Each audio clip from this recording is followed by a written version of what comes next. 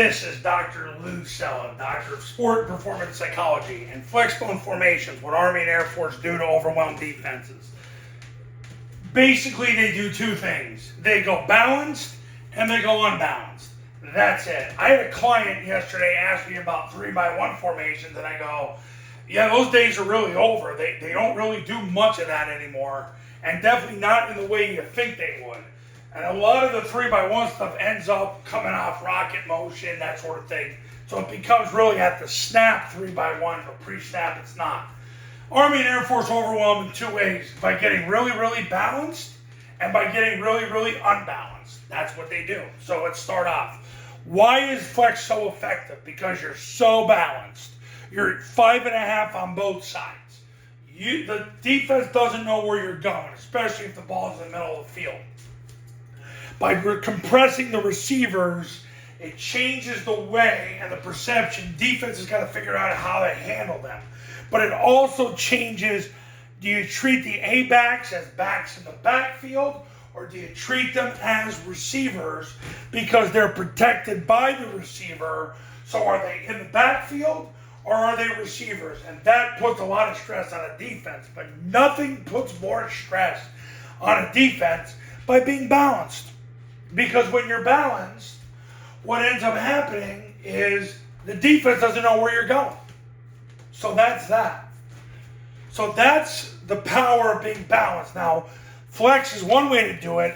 When you go spread to run really mid-triple, trap, switch, spread formation, what happens is you put the receivers on the hashes. If the ball's on your hash and you're the receiver, you go to the top of the numbers.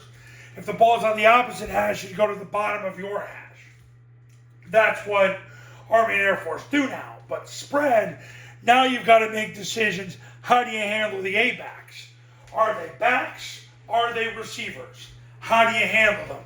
A lot of teams will play them more as if they're receivers because of the threat of 4 verticals. That's fine. But the spread formation gives you that, but the most important thing it does, it gives you balance. 5.5 on both sides. They don't know where you're going.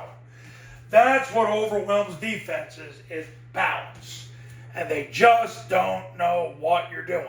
So they have to guess. If it's field tendency, quarterback's throwing hand, they got to guess.